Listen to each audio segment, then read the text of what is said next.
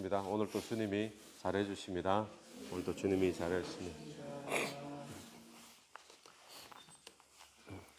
오늘 갈라디아서 말씀 우리가 계속 보고 있는데 오늘 첫 번째 19절 말씀부터인데요. 19절 말씀이 그런즉 율법이 무엇이냐 이렇게 바울이 질문부터 하고 있습니다.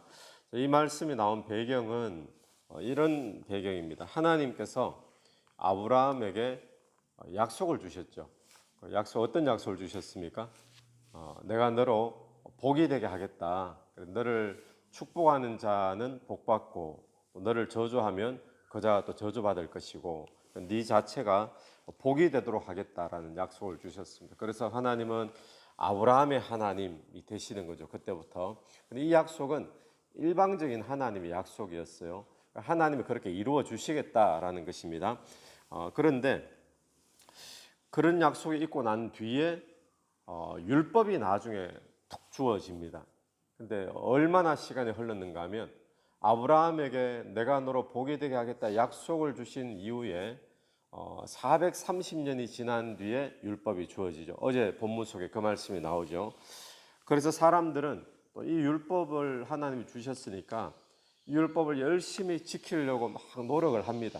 그래서 심지어 어떤 노력까지 하게 되는가 하면 어떤 오해까지 하는가 하면 이 율법을 열심히 지켜야지 인간이 구원을 얻는구나 그렇게 오해까지 하게 되는 거예요.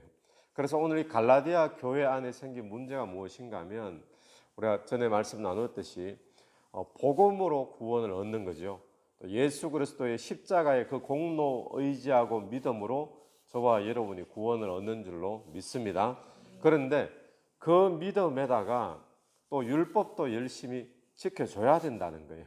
그래야 구원을 얻는다는 겁니다. 그런데 다시 말하면 복음도 믿지만 예수도 믿지만 할례도 받아야 된다. 이런 모양이죠. 그런 모습이죠.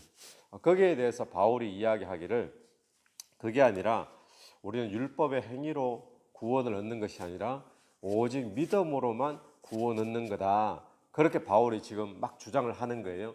그래서 율법으로 행위로 구원 얻는 게 아니고 믿음으로 구원 얻는 거다. 그러니까 그때 사람들이 질문을 하는 거예요.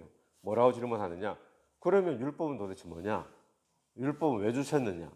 그럼 율법은 뭐 우리가 어떻게 하는 것이 율법의 역할이냐? 그런 질문이 나오겠죠. 그래서 오늘 이 19절에 이 질문으로 시작을 하는 겁니다. 그런즉 율법은 무엇이냐? 그러니까 오늘 보면 두 가지 질문이 나와요. 본문 속에. 21절도 한번 보십시오. 그러면 율법이 하나님의 약속들과 반대되는 것이냐? 그래서 오늘 이 본문 속에서 바울이 사람들이 하는 질문에 대한 답을 하는 것이다. 이렇게 보시면 되겠죠. 첫 번째 질문이 율법은 무엇이냐? 율법이 왜 있는 거냐? 무슨 목적이 있냐? 그것이 19절 말씀에서 설명을 해주고 있습니다. 19절 다시 보십시오. 그런즉 율법이 무엇이냐? 범법함으로 더하여진 것이라 천사들을 통하여 한 중보자의 손으로 베푸신 것인데 약속하신 자손이 오시기까지 있을 것이라. 자, 율법은 왜 주어졌는가? 첫 번째는 범법함 때문에 주어졌다는 겁니다. 그러니까 인간이 죄가 있잖아요. 이 죄성 때문에 하나님께서 약속을 주셨는데, 근데 약속 그 이루어가는 그 과정 가운데 하나님이 물론 이루어 가시는데, 근데 인간은 계속 이 죄를 짓는단 말이에요. 죄에 빠지고, 그래서 이 죄성 때문에 하나님이 율법을 마치 부록, 책에 보면 부록이 있듯이 그렇게 추가로 주신 것이라는 겁니다. 그러면서 천사들을 통하여 주었다 그러죠. 아마 시내산에서 전달되어질 때 그 역사를 하나님의 사자를 통해 천사를 통해 이렇게 표현된 것 같습니다. 또 한 중보자의 손으로 베푸신 것인데 모세를 의미하는 걸로 그렇게 봅니다. 그래 모세를 통해서 율법이 주어졌죠. 근데 이 유효 기간이 언제까지라 그럽니까? 19절 마지막을 보니까 누가 오시기까지 있을 것이라고요? 예, 약속하신 자손이 오시기까지. 율법의 역할을 하는 기간이 딱 그때까지라는 거예요. 약속하신 자손이 오시기까지. 누굴 이야기할까요? 예수 그리스도군요. 하나님께서 말씀하신 메시아가 오시기까지. 메시아가 약속 그 내용인데, 약속 자체인데, 약속하신 자손이 오기까지 그때까지 율법이 작동을 하고 역할을 하는 유효 기간이 있다라는 것을 이야기합니다. 그래서 율법은 왜 주어졌느냐? 범법함으로 더하여진 것이다. 예를 들면 이런 겁니다. 사람이 교통 법규가 없으면 뭐 이게 잘못된 건지 잘 모르잖아요. 며칠 전에 한국에서 이슈가 되었던 뭐 좀 문제 가운데 하나가 횡단보도에 사람들이 이렇게 건너는데 며칠 전에 차가 횡단보도 사람들이 건너는데 거기 사이를 차가 이렇게 쑥 지나갔어요. 그래서 지나가던 50대 아저씨가 그 차를 툭툭 쳤어요. 지나가면서.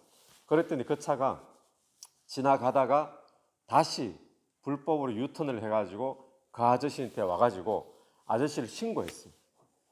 왜 신고했는가 하면 아니 차가 먼저지 어떻게 사람이 먼저냐고. 어떻습니까? 그래가지고 신고를 하고 인터넷에 글을 올렸는데 글을 올렸더니 사람들이 뭐라고 댓글을 달았을까요? 너 면허는 어떻게 땄냐? 뭐 이렇게 이게 법규가 없으니까 차가 먼저 법규가 있으니까 이게 차가 먼저인지 사람이 먼저인지 횡단보도 사람이 먼저잖아요. 아무리 한국이라도 그래서 사람이 먼저인데 근데 이 사람은 아니 차가 먼저지 이게 자기가 맞다고 생각하고 막 글도 올리고 경찰에 신고도 하고 막 그랬던 거예요. 그럼 나중에 보니까 자기가 잘못이잖아요. 마치 이거하고 비슷한 거예요. 우리가 인생을 살면서 이 율법이라는 것이 없으면 인생이 범죄를 늘 하고 사는데 율법이라는 법규가 없으면 내가 잘못됐는지 아니면 내가 그냥 옳게 살고 있는 건지 목소리 큰 사람이 그냥 옳게 사는 것처럼 그렇게 여기신단 말이에요. 그래서 하나님이 율법이라는 이걸 주셨다는 겁니다. 무엇 때문에? 우리의 범법함 때문에. 그 주셔서 율법에 딱 비춰보니까 아, 내 인생이 죄가 있는 인생이구나. 나는 하나님 앞에서 약속을 받을 만한 가치가 있는 존재가 아니구나. 이걸 이제 깨닫게 되어지는 거죠. 그러면서 다른 반대로는 뭔가 하면 하나님이 나에게 약속을 주신 것은 내가 뭔가 잘나서 무슨 자격이 되어서 조건이 되어서 주신 것이 아니라 내가 하나님의 은혜로 내가 받은 거구나. 율법을 통해서 우리가 그걸 깨닫게 된다는 거예요. 내가 얼마나 죄인인지, 얼마나 자격이 없는지, 또 반대로 하나님께 약속을 받았다는 자체가 얼마나 큰 하나님의 은혜인지 율법이 없으면 못 깨닫는다는 거죠. 그래서 하나님이 우리의 범죄함 때문에 율법을 주셨다라는 겁니다. 그래서 율법은 어떤 역할을 하는가 하면 내 죄를 해결해 줄 수 있는 분께 우리가 가도록 그렇게 율법이 우리를 인도해 주는 역할을 하는 거예요. 그 표현이 24절에 한번 보십시오. 24절에 이같이 율법이 우리를 그리스도께로 인도하는 초등교사가 되어 우리로 하여금 믿음으로 말미암아 의롭다함을 얻게 하려 함이라. 그러니까 율법의 역할이 어떤 역할인가 하면 그리스도께로 인도하는 초등교사라고 했어요. 그러니까 옛날 성경에는 몽학 선생 이렇게 표현했잖아요. 거기에 이제 해설을 보면 그런 해설들이 있었죠. 몽학 선생이 뭐냐? 옛날 뭐 서당을 다닐 때 아이들이 서당으로 바로 가지 않고 시장통에 자꾸 갓길로 빠지면 그 아이들을 그렇게 지도해 가지고 서당에 선생님들이 딱 가도록 훈장 선생님 앞에 딱 가도록 인도해 주는 역할이 몽학 선생의 역할이다. 그런 해설들이 있었잖아요. 그러니까 율법이 딱 그거라는 겁니다. 예수 그리스도가 우리의 죄 문제를 해결할 수 있는데 근데 율법은 뭐냐? 이 율법을 통해서 내가 죄인임을 깨닫고 나는 가치 없음을 깨닫고 결국 하나님 앞에 진노의 대상인 것을 깨닫고는 내가 예수가 필요하구나. 예수님 앞에 나아갈 수밖에 없구나. 그렇게 인도해 주는 역할. 그게 지금 율법의 역할이다라는 겁니다. 그러니까 율법으로는 행위로 우리가 구원함을 받는 것이 아니라는 거죠. 그러니까 율법의 역할은 뭐냐? 우리 죄를 해결해 줄 수 있는 그리스도께로 인도하는 역할이 율법의 역할이다. 그렇게 지금 설명을 합니다. 그래서 21절을 다시 보세요. 21절. 그러면 율법이 하나님의 약속들과 반대되는 것이냐? 결코 그럴 수 없느니라. 두 번째 질문이죠. 그리스도와 그러면 복음과 충돌되는 것이냐? 믿음과 충돌되는 것이냐? 결코 그렇지 않다라는 겁니다. 그러면 어떤 역할이냐? 그리스도께로 인도하는 역할이다. 금방 우리 나눴죠.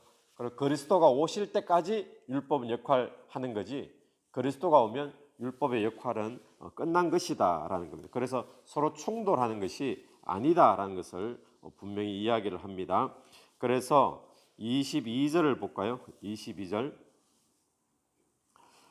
그러나 성경이 모든 것을 죄 아래 가두었으니, 모든 것이 죄다라는 것을 그렇게 표현하고 정죄하는 역할이 뭔가 하면 율법의 역할이죠. 율법 앞에 서면 사람들이 전부 다 율법 앞에 당당하게 맞서서 내가 잘났다라고 말할 수 있는 사람은 아무도 없잖아요. 율법 앞에 서면 우리는 언제나 죄책감이 들고 내가 실수하고 잘못하고 이 정도 살아야 되는데 그렇게 살지 못하는 모습들을 보게 되잖아요. 그렇게 한 이유는 뭔가 하면 22절 그 다음 말입니다. 이는 예수 그리스도를 믿음으로 말미암는 약속을 믿는 자들에게 주려 함이라. 약속을 믿는 자들에게 주려 한다. 어떤 약속이냐? 예수 그리스도를 믿음으로 말미암는 약속. 오늘 저와 여러분이 예수 그리스도를 믿습니다. 그런데 예수 그리스도를 믿는 자는 약속을 받은 자인 줄로 믿습니다. 어떻게 받았느냐? 믿음으로 받은 거지 율법을 지켜서 받은 것이 아니라는 겁니다. 그리고 그 다음에 나오는 이야기는 이제 그 초점에서 우리가 말씀들을 그렇게 보면 다 이해되는 이야기들이고요. 26절로 한번 넘어갑니다. 26절에 보면 너희가 다 믿음으로 말미암아 그리스도 예수 안에서 뭐가 되었다 그러죠? 하나님의 아들이 되었으니. 이게 우리에게 주신 약속인 거예요. 아브라함과 이삭과 야곱과 이스라엘 백성에게 주신 약속은 무슨 약속이었습니까? 너희는 나의 백성이 되고 나는 너의 하나님이 되고 나의 백성이 되고 이랬잖아요. 하나님의 백성이 되는 것만 해도 정말 큰 축복이잖아요. 그런데 이스라엘 유대인들은 지금도 그 선민 사상이라고 말하는 하나님 우리 하나님이다. 우리는 하나님의 백성이다.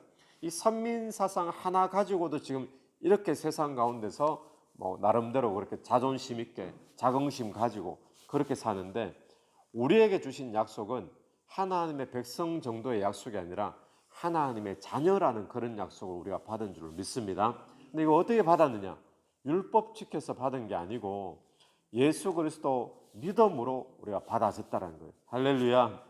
그래서 오늘 이 본문에서 저는 두 가지를 보는데, 오늘 또 우리 속에서는 율법이냐 율법을 지키는 행위냐 믿음이냐 갈등이 없을 것 같은데, 아니, 우리 계속 갈등이 있습니다. 물론 우리가 질문을 하면 믿음으로 구원받았습니까? 행위로 구원받았습니까? 질문하면 대답은 잘하잖아요. 우리는 행위가 아니라 믿음으로 구원받았습니다. 그런데 우리의 사는 모습을 보면 자꾸 행위 쪽에 무게가 자꾸 가 있어요. 그런데 신앙생활은 뭔가를 지키고 뭔가 규례대로 따라가고 이게 아니라 신앙생활은 처음부터 끝까지 믿음 생활인 줄 믿습니다. 우리 로마서 1장 17절 말씀, 로마서 공부할 때 늘 이야기했잖아요. 오직 의인은 믿음으로 말미암아 살리라. 처음도 믿음이고 끝도 믿음이고, 아멘이시죠? 믿음인 거예요. 믿음. 그래서 오늘 우리에게 끝까지 자꾸 헷갈리게 만드는 게 뭔가 하면 행위에 대한 어떤 강조가 자꾸 주어지는데, 행위는 무슨 역할이냐? 오늘 딱 요 역할인 거예요. 그래서 오늘 우리에게도 율법이 긍정적으로 역할을 하는 부분이 또 한 가지 있습니다. 그거는 뭔가 하면 이런 생각이 들 때 있죠. 우리도 보면 내가 오늘 잘못 살았구나.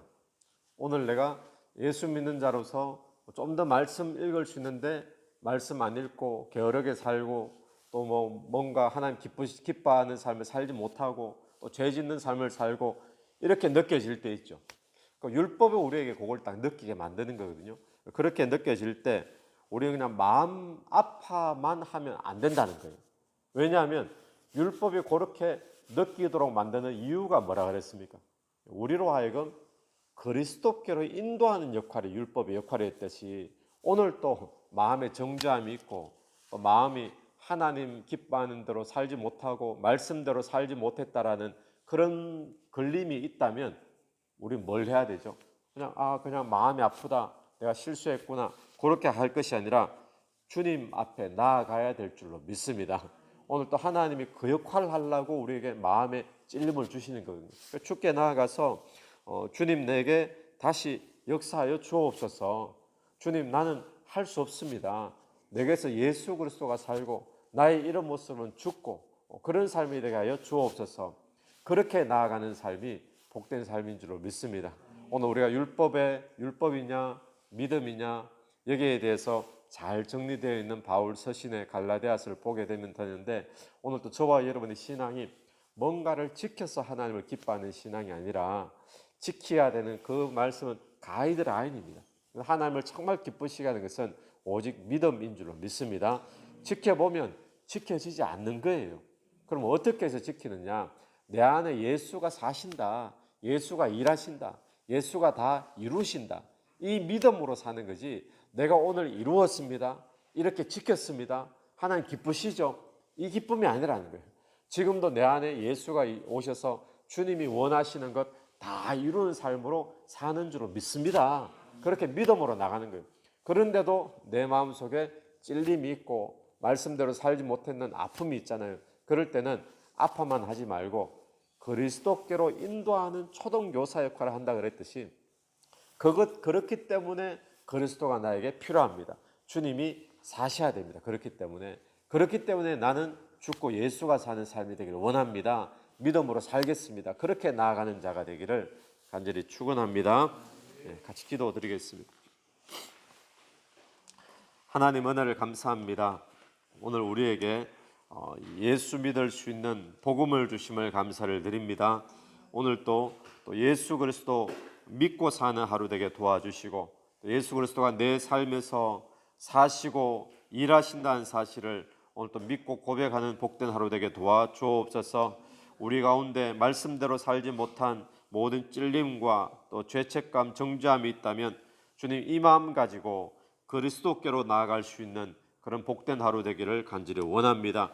주님께서 오늘 또 사시기를 간절히 원합니다. 주님이 내 삶에 역사하시기를 간절히 원합니다. 우리 각자 기도하며 나갈 때에 이 아침에 기도 시간에도 성령께서 역사하시고 주관하여 주시옵소서. 예수님 이름으로 기도드립니다. 아멘. 오늘 예수 이름으로 승리하시는 하루 되길 바랍니다. 네.